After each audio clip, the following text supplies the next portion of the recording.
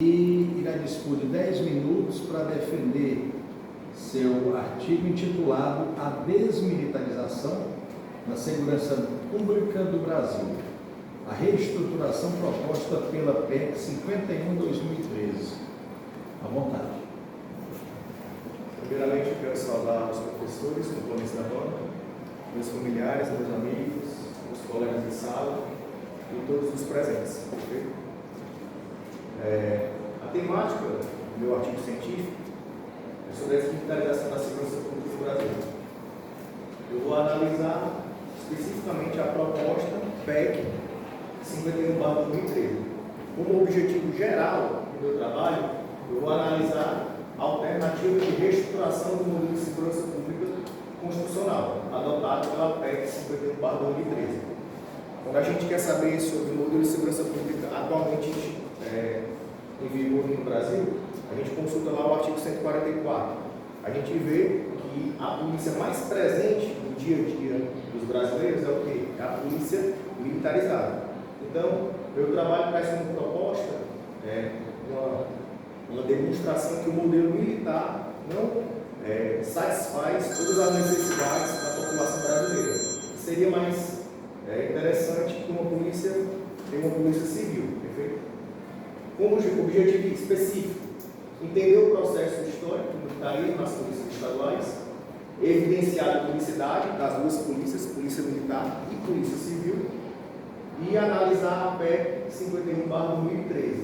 Então, eu fundamentei o meu trabalho separando em 3 partes, dessa forma separada, perfeito? Como justificativa do meu trabalho,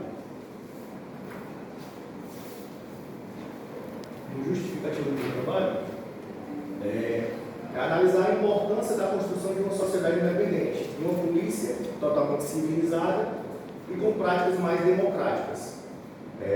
A questão da desmilitarização faz parte do rol de 29 recomendações dirigidas ao poder público, elaboradas pela Comissão Nacional da Verdade, que apurou todas as situações de tortura e situações similares que ocorreram durante o regime militar do Brasil, perfeito?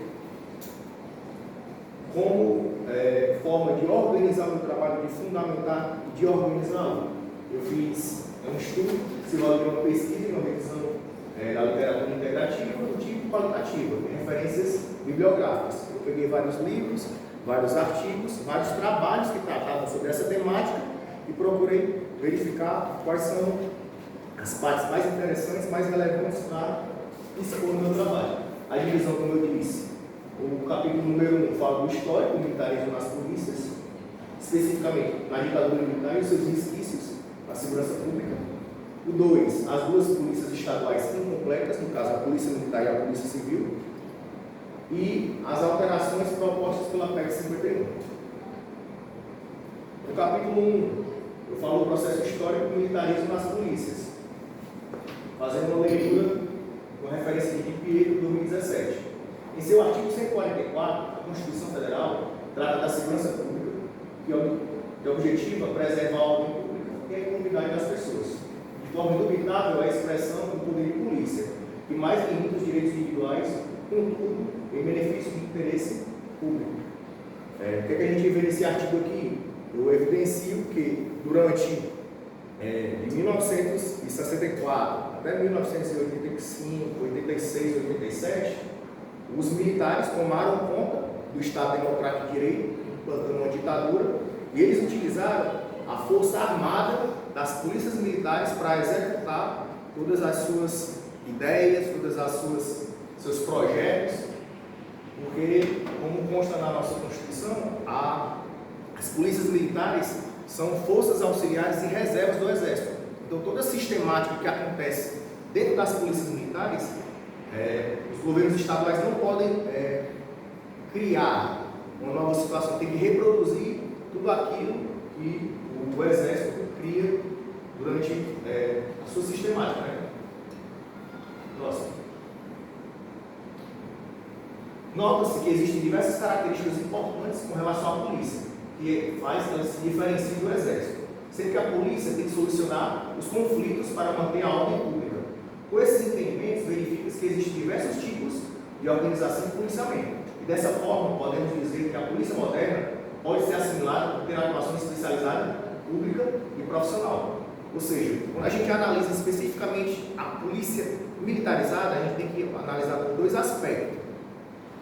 Quando o policial está agindo na característica de policial, ele está agindo com uma atividade específica, que visa a prestação do serviço à comunidade.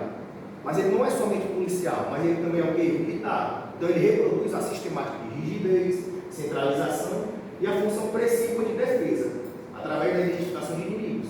Porque quando a gente analisa o militar, não só aqui no Brasil, mas como em qualquer local do mundo, a sistemática militar busca o quê? Organizar um padrão, identificar um inimigo e destruí-lo. No meu trabalho eu tento demonstrar que a polícia que atende às ocorrências, que presta o apoio à sociedade, não necessariamente precisaria ser militar para atingir os seus objetivos primordiais.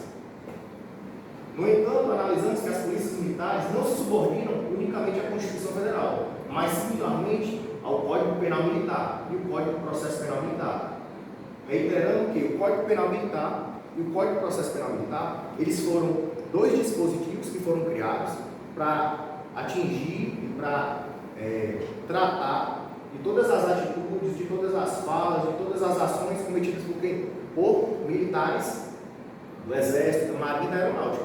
Só que como a nossa Constituição diz que a Polícia Militar e o Corpo de Bombeiro Militar é força auxiliar e reserva do Exército, também é aplicado a eles. Perfeito? Vamos dar um exemplo de algo que está previsto lá no Código Penal Militar. O artigo 166 do Código Penal Militar. Publicar o militar ou assemelhado, sem licença ou ato, documento oficial, ou criticar publicamente ato do seu superior, o assunto atinente à disciplina militar, ou a qualquer resolução do governo, pena, detenção de 2 meses a 1 ano. Ou seja, esse militar, ele apenas o que? Tratou, ele deu a opinar, ele opinou, ele deu o seu entendimento sobre determinada coisa. E ele pode ser responsabilizado numa pena totalmente desproporcional, de 2 meses a 1 ano. Eu separei aqui um poema do senhor Eduardo Alves da Costa, foi feito e elaborado em 1960. O nome desse poema é O Tocador de Atabaque. Querem que o meu verso de nariz para o ar, equilibrando a esfera, enquanto alguém bate com a varinha para me pôr no compasso. Pedem que não seja violento e me mantenha equilibrado entre a forma e o fundo, porque a plateia não deve sofrer emoções fortes. Mas eu, nascido no tempo de sussurros, tenho uma voz contundente. E por mais que eu me esforce, não sirvo para cantar no coro. Sei apenas tocar meu atabaque. Assim me perdoem os amantes dos saraus. Quando o poeta escreveu sobre isso, a gente identifica e a gente verifica bastante a polícia militar. A sistemática do ensino militar, desde os cursos de formação até a sistemática de trabalho, por mais que o nome seja policial militar, todos os dias o militarismo é levado em consideração. O militarismo é mais cobrado do que propriamente a atividade específica do policial. Não é à toa que, em muitas situações, a gente viu exemplos de manifestações sociais que estavam buscando algum tipo de alteração, de melhoria da sociedade. Aí quem é convocado para debelar aquela situação? Quem é convocado para afastar os manifestantes? Quem é convocado para, de alguma forma, atrapalhar que a sociedade possa se expressar livremente? É a polícia militar. E os policiais não poderiam, de forma alguma, hesitar fazer aquilo, porque eles não são só policiais, eles são o quê? Militares. Perfeito? Observação. Que mais, diferentemente de outras constituições democráticas que foram instituídas após as rupturas sociais ou revoluções, no caso brasileiro houve uma transição de regime político negociada. Então, a população civil negociou com os militares a transição e a passada do governo, devolvendo à população civil as rédeas do país, sendo que os militares estavam inseridos nesse movimento e referiam-se com recorrência à expressão abertura lenta e gradual. Ou seja, os militares tentaram interferir de diversas formas que grande parte da Constituição dita cidadã que estava sendo criada tivesse pitadas do regime militar. Qual é o local, qual é o artigo que a gente mais vê isso? É especificamente no artigo 144, quando eles disseram que não abririam mão que a polícia fosse reserva do Exército, para eles terem uma forma de controlar a polícia. O capítulo número 2, eu falo das duas polícias estaduais incompletas. A Polícia Militar e a Polícia Civil apresentam origens e funções distintas, as quais devem ser observadas e respeitadas. Isso decorre inicialmente da própria formação policial, os seus integrantes, que é distinta. Quando a gente fala da dicotomia, Polícia Militar e Polícia Civil, ela apresenta origens e funções distintas, as quais devem ser observadas e respeitadas. Isso decorre inicialmente da própria formação policial. Ou seja, a Polícia Militar, como prevê lá no artigo 144, mantém a ordem pública. Ela faz o patrulhamento ostensivo, fardado. Toda vez que alguém liga o 90, a ocorrência é criada no CIOPS e é despachada para que uma viatura da Polícia Militar possa lá e colher as informações. Pronto, a polícia foi lá, colheu as informações. O que é que ela faz com aquelas informações? Ela pode dar continuidade na investigação? Não. Ela pega essas informações e repassa para quem? Da Polícia Civil. Porque a Polícia Civil, dirigida por delegados de carreira, que a essa polícia sim, inclui ressalvar a competência da União as funções de polícia judiciária. Ou seja, ela que vai investigar quem foi que cometeu o crime, quem foi que cometeu, quando cometeu, por que cometeu e as circunstâncias do cometimento, através dos seus integrantes, não só o delegado de polícia, mas o inspetor de polícia e o escrivão. Perfeito? Aí você pergunta, Rosenberg, esse modelo com duas polícias estaduais está dando certo? Vamos olhar para os resultados. Quando a gente analisa os assassinatos que ocorreram no Brasil, lá no ano de 2007 até o ano de 2022, a gente verifica que o Brasil tem mais de 40 mil assassinatos por ano. Na minha concepção, e o meu trabalho tenta evidenciar isso. Por que acontece essa desorganização, essa violência desenfreada? Porque as duas polícias não trabalham de forma sinérgica. Elas não agem de forma a solucionar o trabalho. Mas é porque elas querem? Não. Porque a dicotomia que foi criada lá na Constituição acaba fazendo com que não só uma atue numa parte da percepção penal, quanto a outra atue em outra parte. Em algumas situações, elas até conflituam entre si. Nessa perspectiva, constata-se o chamado ciclo incompleto de polícia. A polícia militar age até determinado ponto, pega as informações e dá para a polícia civil. A polícia civil age a partir daquele outro ponto. Não há um ciclo completo, há o chamado ciclo fracionado. Mas, Rosenberg, qual seria uma dessas alternativas para melhorar isso? O que acontece em vários países, como a Inglaterra, como a França, o chamado ciclo completo de polícia. A mesma polícia que atende a ocorrência, ela faz o registro do boletim de ocorrência, ela investiga, ela encaminha os inquéritos para o Ministério Público e ela faz o policiamento preventivo. Nos Estados Unidos acontece exatamente assim. Tem uma parte da polícia que trabalha de forma ostensiva, fardada, mas eles não são militares. Assim que o cara passa no concurso, entra na polícia lá, ele inicia nessa fase. E conforme vai passando o tempo, ele vai adquirindo novas informações, novos conceitos, novas técnicas, ele vai para uma atuação diferenciada. Mas a polícia continua a mesma, de forma estadual. É importante ressaltar que apenas 5 países no mundo possuem polícias de ciclo fracionado: Angola, Cabo Verde, Guiné-Bissau, Macau e Brasil. Todos os outros países adotam o ciclo completo de polícia.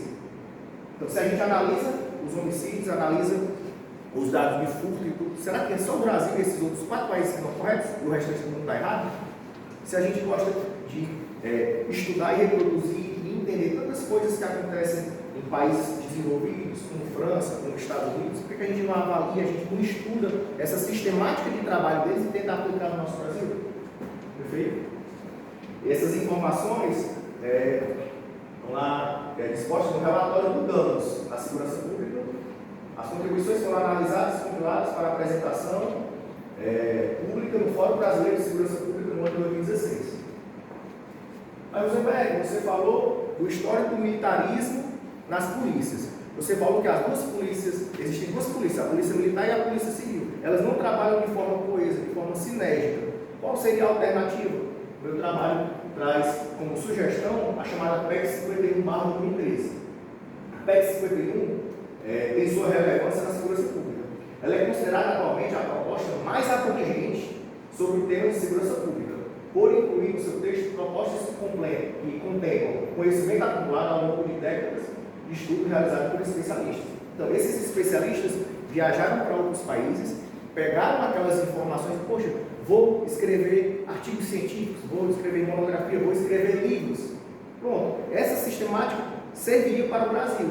Vamos apresentar uma PEC. Lá no Congresso Nacional já foram apresentadas 5 propostas. A última proposta foi a PEC 51/2013, só que ela foi arquivada ao final da legislatura de 2018, porque os nossos congressistas não viram viabilidade, segundo eles. Para a melhor assimilação dessa PEC 51/2013 e suas propostas, podemos salientar 4 pontos fundamentais, ou seja, ela trata de várias coisas, mas quais são os 4 principais? Desmilitarização, ciclo completo de polícia, a carreira única e a descentralização federativa. Essas partes eu vou explicar melhor mais na frente. Pronto. Em consonância com os dados do Fórum Brasileiro de Segurança Pública, citam-se pontos nevrálgicos da PEC 51, alguns inclusive reivindicações majoritárias dos policiais do Brasil. Primeiro, a desmilitarização das Forças Armadas. A desmilitarização. Quando a gente transforma a polícia através da desmilitarização, a gente faz com que, a nível estadual, não existam mais 2 polícias que trabalham separadas, mas uma polícia só, que visa não somente agir numa situação de relevância social, mas também de forma preventiva, perfeito?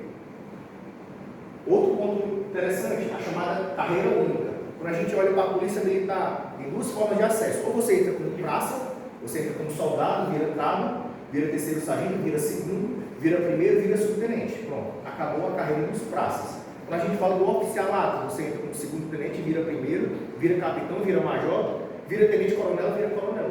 Um soldado nunca vai virar um coronel.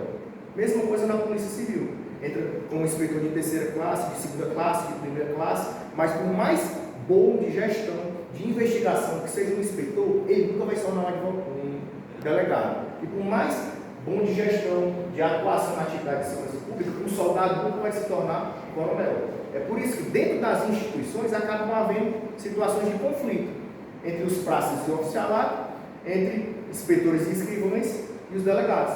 Porque às vezes teve um concurso público, a pessoa passou no concurso público agora, apesar de não ter nenhum tipo de experiência nem nada, ela já vai deter informações e vai conseguir gerir quem já estava lá mais tempo.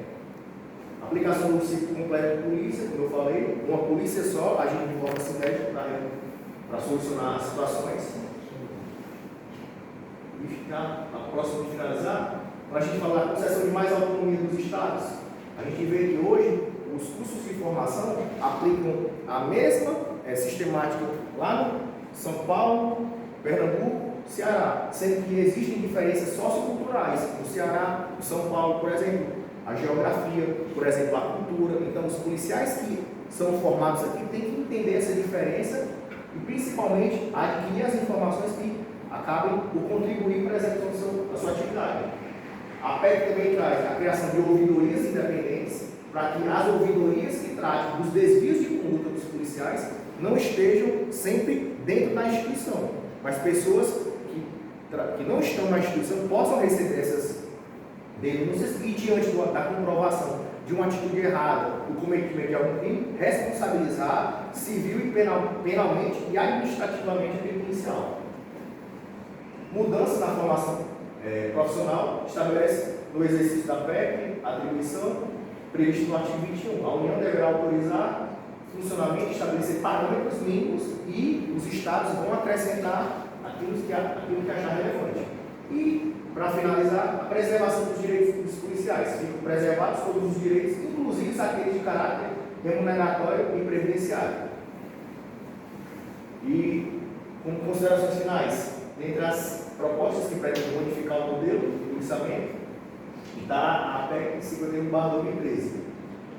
Ela traz como o seu escopo a modernização do sistema de segurança pública, alternando alterando drasticamente o formato ultrapassado, atualmente adotado por o mais democrático, nos moldes de um Estado democrático de direito, conforme não somente balizas que surgiram na cabeça de alguém, mas conforme balizas dos direitos humanos, tanto para a sociedade quanto para os próprios profissionais de segurança pública. A melhoria do atendimento à sociedade, visando aumentar a eficiência através da redefinição da estrutura policial, ou seja, alterando toda a situação, toda a organização atual para um modelo que possa trazer situações e resultados melhores do que aqueles que a gente analisou tempo atrás. Esses foram os autores que eu utilizei para fundamentar o meu trabalho, que foram de suma importância para a compreensão dessa temática. Com agradecimento, eu agradeço a Deus, aos meus pais, a minha mãe, Juraci Vasconcelos Barros, que está aqui no momento, ao meu pai de memória, ao amor da minha vida, minha esposa, aos meus professores que contribuíram com ensinamentos e permitiram apresentar o melhor desempenho do meu processo de formação profissional. E a minha família e amigos, que de alguma forma contribuíram para essa etapa da minha vida. Eu peço desculpa por ter dialogado um pouco e agradeço a atenção.